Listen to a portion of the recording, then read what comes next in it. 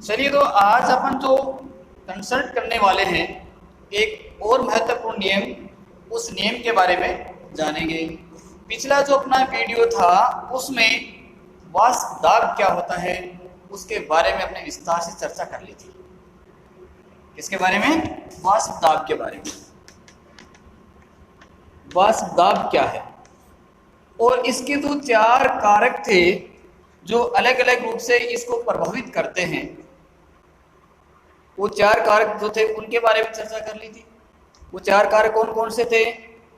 उनकी प्रकृति थी, तापमान का प्रभाव था, और उसमें कोई वाष्पशील विलेय पदार्थ मिलाते हैं या कोई अवाष्पशील विलेय पदार्थ मिलाते हैं तो उससे वाष्प दाब किस प्रकार से प्रभावित होता है। ये सब जो बिंदु थे उनके बारे में अपन चर्चा कर ली थी। तो आज अपन जो पढ़ेंगे वो है राउल्ट का नियम। क्या पढ़ना अपन को? राउल्ट का जो नियम है उसके बारे में पढ़ना है। तो कॉपी पेन लेकर तैयार हो जाओ कि राउल्ट का नियम क्या है।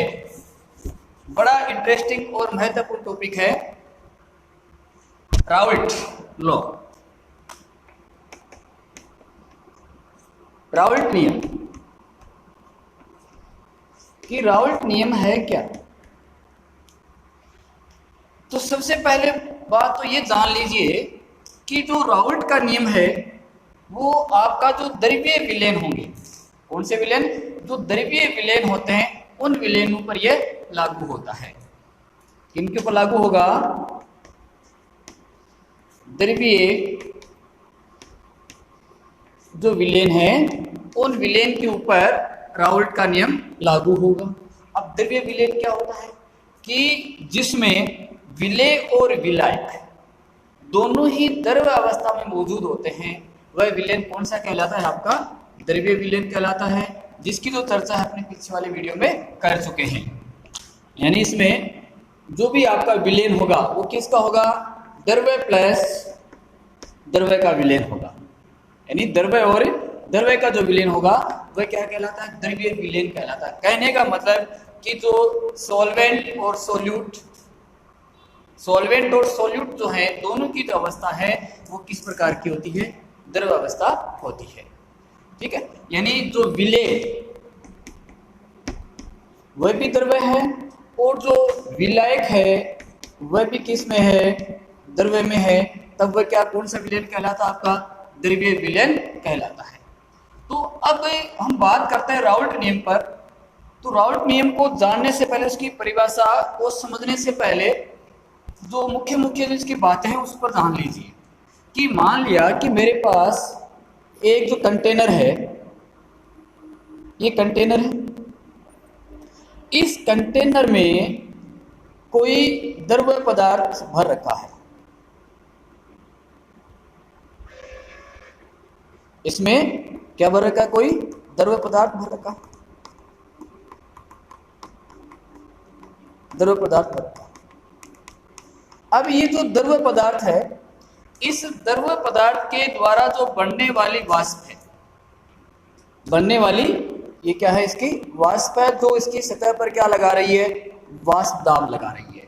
इसको मैं कह देता हूं द्रव्यवन। द्रव्यवन मतलब कि यहाँ पर शुद्ध द्रव्य है। ये द्रव्य किस प्रकार का है? शुद्ध द्रव्य, अकेला द्रव्य है।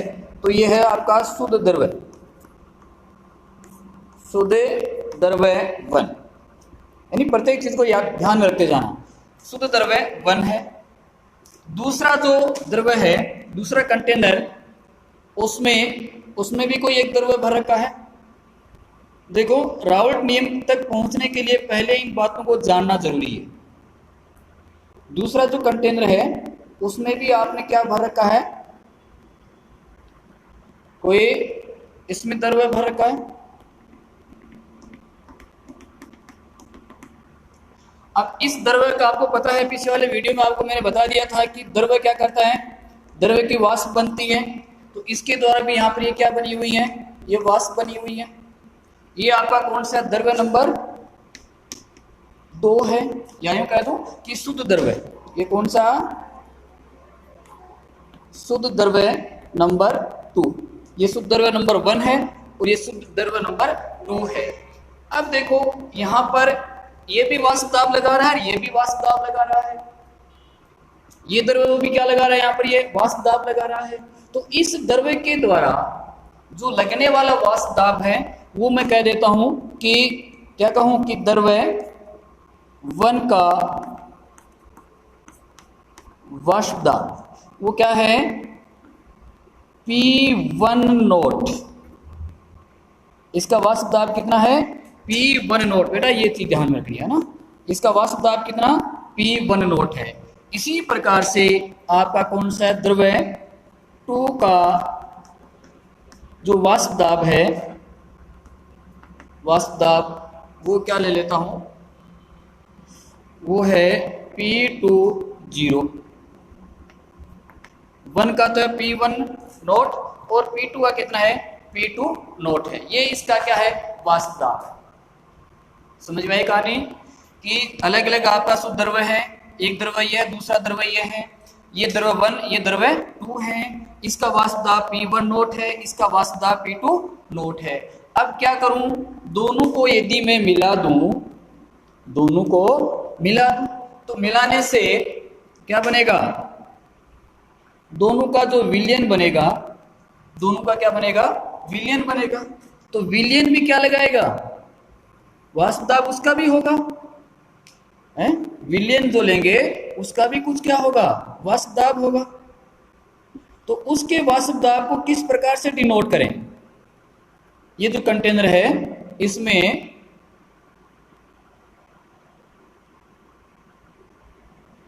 क्या है आपका, विलयन भर दिया, मतलब इसमें क्या है आपका, द्रव्य 1 प्लस द्रव्य 2, द्रव्य 1 प्लस द्रव्य 2। इसमें क्या क्या कह दूं कि द्रव्य 1 और दूसरा कौन सा है, द्रव्य 2। इसमें द्रव्य 1 था, इसमें द्रव्य 1 और 2 दोनों को मिक्स रूप से यहाँ पर मिला दिया।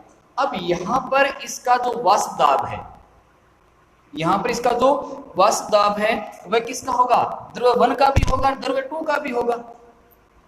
ये शुद्ध जो द्रव्य था उसका वाष्प दाब है।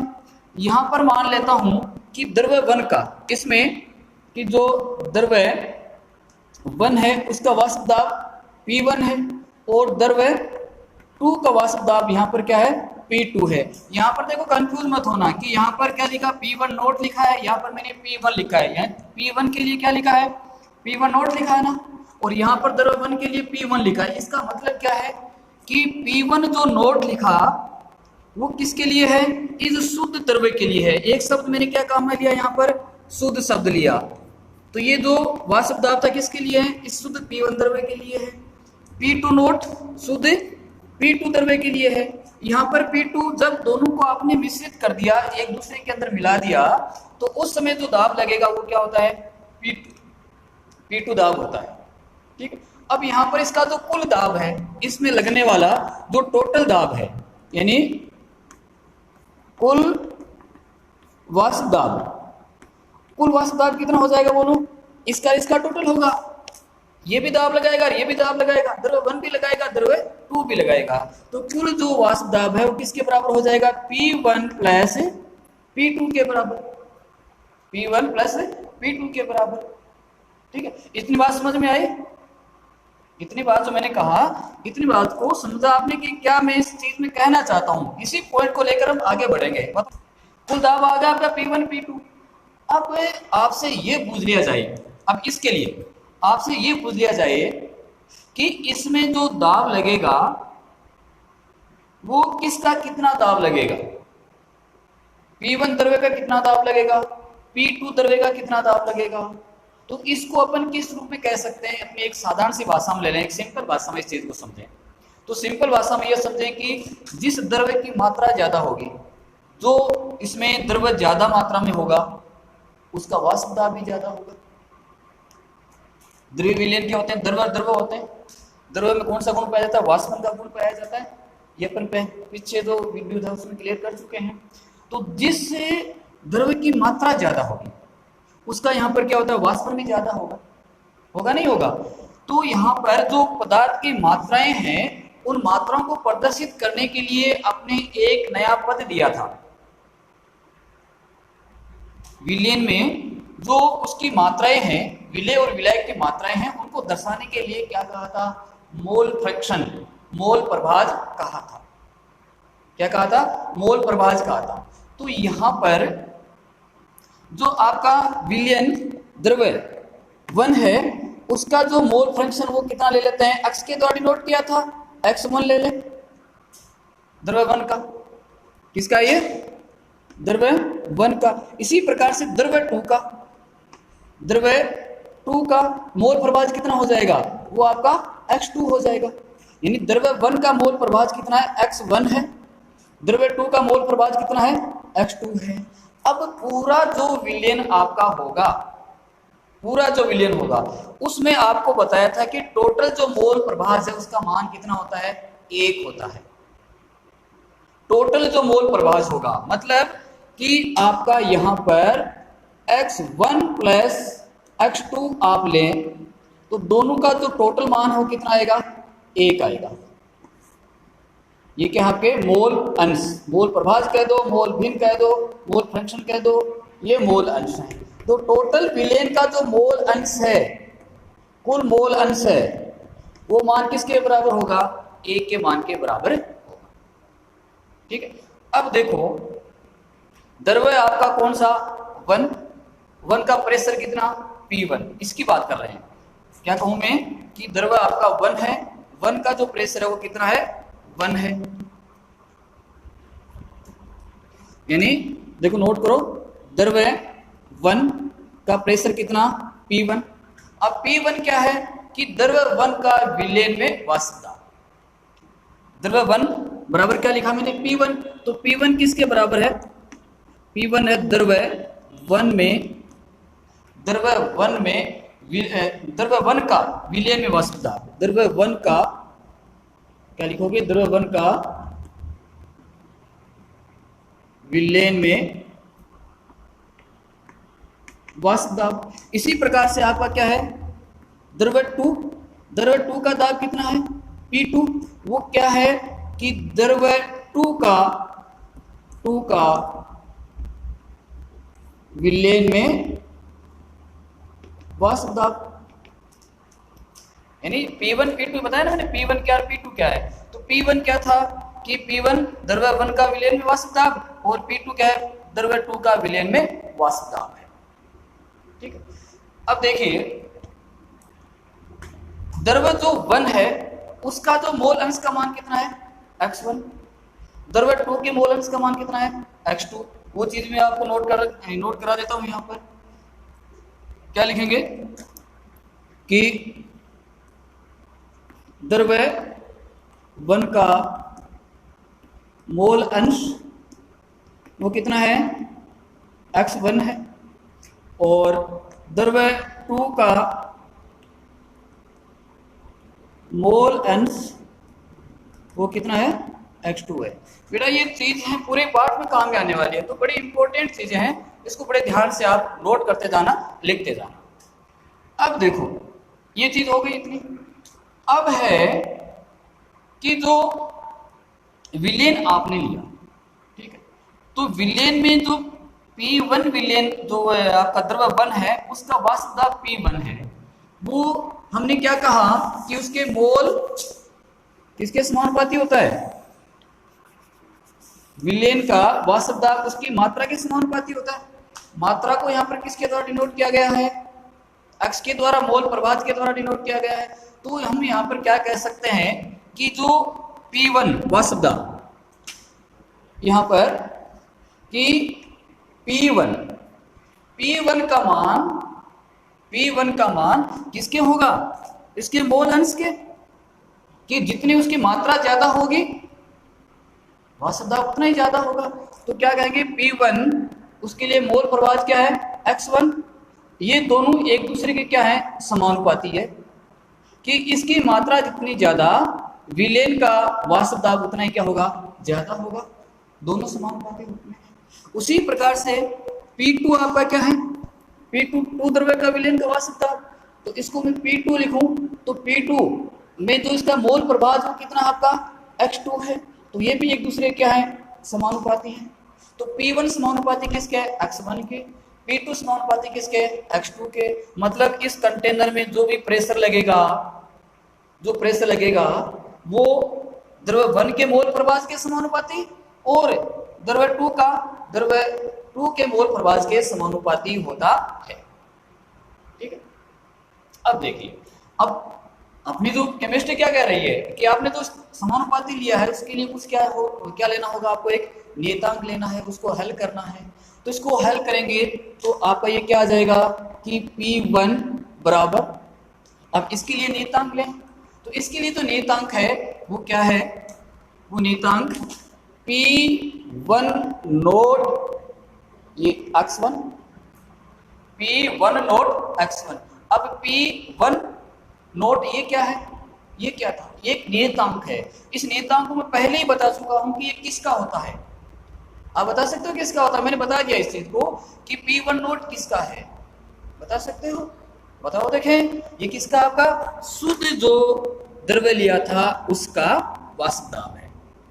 P1 नोट यहाँ पर जो स्थिरांक नियतांक मैंने लिखा है वो नियतांक किसका है, P1 नोट का मान है।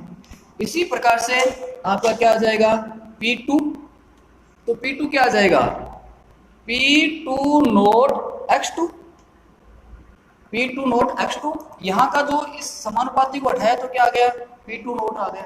अब P2 नोट क्या है वो देखो कि शुद्ध द्रव्य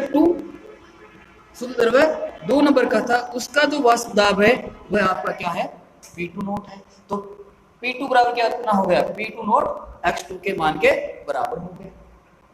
अब यहां पर यदि टोटल प्रेशर आप निकालो, क्या निकालो, टोटल प्रेशर यानी कुल वाष्प दाब यदि यहां से निकालना चाहें, कुल वाष्प दाब, तो कुल वाष्प दाब किसके बराबर होगा, P1 प्लस P2 के मान के बराबर। कुल वाष्प दाब इसका टोटल का कुल वाष्प दाब क्या होगा, P1 प्लस P2। तो P1 का मान कितना है, देखो P1 note x1 plus P2 note x2।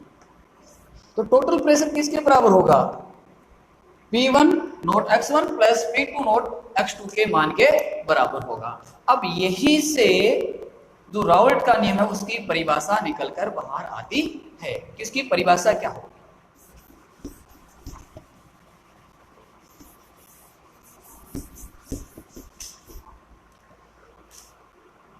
चलो परिभाषा लिखो। किसकी परिभाषा है, राउल्ट के नियम, राउल्ट के नियम परिभाषा।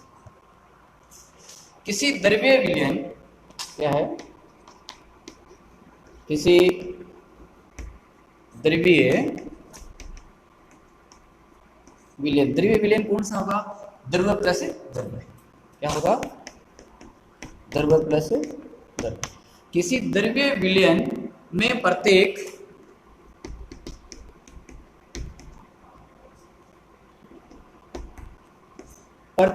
जो इसका द्रव्य है, प्रत्येक द्रव्य कह दो या उसका घटक कह दो, प्रत्येक द्रव्य का आंशिक दाब, प्रत्येक द्रव्य का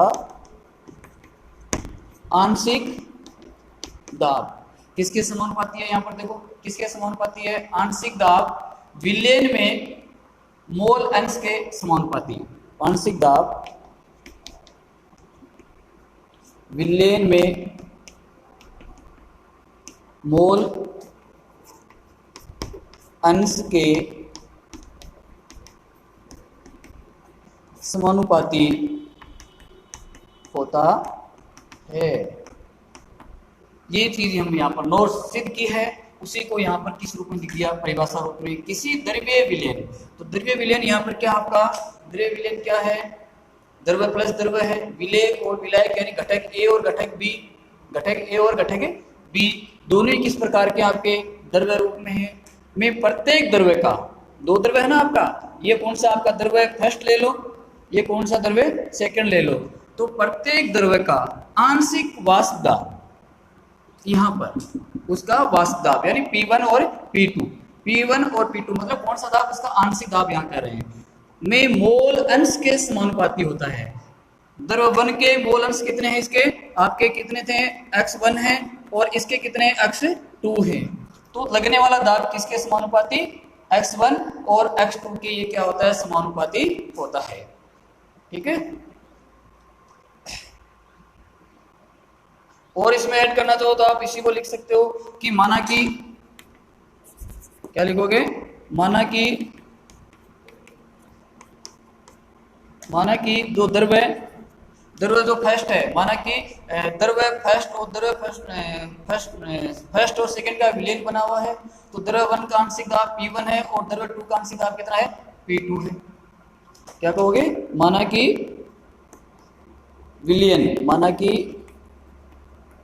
विलयन द्रव्य 1 व द्रव्य 2 से मिलकर बना है, तब द्रव्य 1 का आंशिक दाब कितना होगा, P1, तथा द्रव्य 2 का आंशिक दाब P2 हो। तो फिर ये चीज आप इसको यहां नोट कर लेना। परिभाषा आ गई, परिभाषा से इसको आप फिर क्या कर दिया, यहाँ पर इसको सिद्ध कर रहे हैं कि द्रव्य 1 का द्रव्य 2 से मिलकर बना है, द्रव्य 1 का आंशिक दाब P1 और द्रव्य 2 का आंशिक दाब P2 हो। तो क्या आ जाएगा, P1 समानुपाती x1, P2 समानुपाती x2। P1 बराबर क्या आ गया, P1 नोट x1, P1 क्या है, शुद्ध द्रव्य का दाब है, P2 x2 नोट x2, कुल दाब कितना हो जाएगा, P1 P2 के नोट के मान के बराबर हो जाएगा। ठीक है, अब देखो इसी चीज को एक कर्व के द्वारा, एक ग्राफ के द्वारा इस चीज को समझते हैं, बताते हैं। मिटा दो इस वाली चीज को, यहीं पर मैं जो ग्राफ है उसको नोट करता हूं, उतार लिया होगा। चलो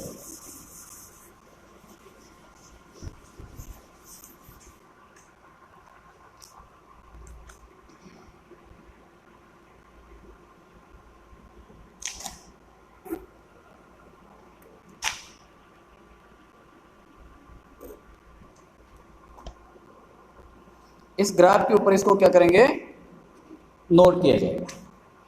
इसके ऊपर क्या लेंगे, वाष्प दाब लेंगे। यहां पर क्या लेना है, वाष्प दाब। और यहां पर जो मोल प्रभाज है, मोल मात्रा है, उनको लिया जाएगा। यहां पर ये बिंदु है, इस पर मैं लूंगा कि x1 बराबर 0, x2 बराबर 1। क्यों 0 और 1 क्यों लिया है, क्योंकि जो कुल जो मोल प्रभाज है उसका मान कितना होता है, 1 होता है। तो x1 प्लस x2 टोटल करोगे मान कितना आएगा, 1 आएगा। यहाँ पर मैं लूँगा x1 बराबर 1 और x2 बराबर 0। ठीक है, अब देखिए प्रारंभिक समय में क्या था। प्रारंभिक समय में x1, अब इसके लिए लेके चल रहे हैं अपन, यानी इसकी जो कितना दाब लगता है उसको किस प्रकार से ज्ञात करें, तो ये चीज यहां पर सिद्ध हो जाती है। यहां पर आपका जो है वो x1 का मान 0 है और x2 का मान कितना है, 1 है। तो उस स्थिति में यहां पर जो दाब लगेगा वो P2 नोट का मान कितना होगा, P2 नोट मान लेते हैं, P2 नोट का मान ये है। यहाँ पर ये जो मान है वो कितना है, P2 नोट है। क्योंकि P1 बराबर 0 है तो उसमें P2 का मान अधिकतम दाब होगा, उसमें प्रेशर अधिकतम होगा, तो वो क्या हो गया, P2 नोट हो गया। अब जैसे जैसे यहाँ पर क्या हो रहा है कि मान लेते हैं कि x2 की मात्रा में कमी आ रही है, x1 की मात्रा में वृद्धि हो रही है, तो x1 0 से बढ़कर कितना हो गया, x1, और ये x2 1 से बढ़कर घटकर कितना हो गया, 0 हो गया। तो उस समय P2 का जो आंशिक दाब है उसमें क्या आएगी, कमी आएगी। हम यही तो कह रहे हैं कि जो लगने वाला वाष्प दाब है वो उसके मोल अंश के समानुपाती होता है। वो किसके होगा, मोल अंश के समानुपाती होगा,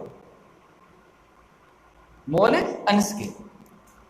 ठीक है, तो x1 की मात्रा अधिकतम है तो दाब अधिकतम था, अब धीरे धीरे x2 की मात्रा कम हो रही है, x1 की मात्रा अधिक हो रही है, तो इस ग्राफ में क्या आ जाएगी, इस प्रकार से एक कमी आ जाएगी, इस प्रकार से इसमें कमी आएगी। ठीक है, कि इसका वाष्प दाब क्या हो रहा है, वो कम हो रहा है। अब इधर क्या है, ये इधर x1 की मात्रा बढ़ रही है, तो यहां पर मान लिया कि जो प्रेशर है वो आपका P1 नोट है। अब इस बिंदु पर क्या P1 का दाब अधिक होगा, क्योंकि x2 का मान क्या है, 0 है, तो x की मात्रा अधिकतम है, प्रेशर समानुपाती होता है तो प्रेशर अधिकतम है। ठीक है, अब यहां पर ये किसके होगा कि मात्रा यहां पर जैसे जैसे इसकी बढ़ रही है, 0 से क्या हो रही है, प्लस में 1 हो रही है, तो उसके साथ साथ क्या होगा, इसका जो प्रेशर है उस प्रेशर के मान में भी क्या होती है, इस प्रकार से वृद्धि होती है। समझ में आई बात, कि जब P2 x2 था प्रारंभिक, ये आपका किसके लिए, शुद्ध द्रव्य के लिए है, किसके लिए है, शुद्ध द्रव्य।